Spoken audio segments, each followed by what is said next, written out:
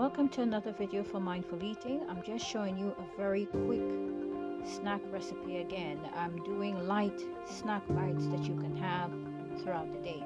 These are zucchini pizza bites, or as they say in America, zucchini. In the UK they say courgettes. So on here I just put a ready-made pesto sauce, and we have the zucchini courgette is lightly oiled, and we're going to do this for a few minutes. So on there's already lightly oiled. We've got basically the pesto sauce, we have got the grated cheese, and we've got some diced onion on top, and we're going to cook this for, I would say, roughly 10 to 15 minutes. We just want it to lightly cook through the courgettes, and then after that, once it's all cooked through, I'll show you the finished product. I just wanted to show you what it looks like. As you can see here, it's very clear for everyone, just like that.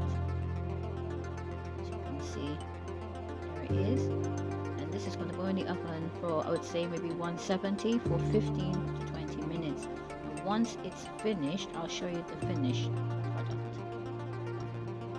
Welcome back to the video. So as you can see, this has been in the oven for roughly 10 to 15 minutes, and this is the finished product.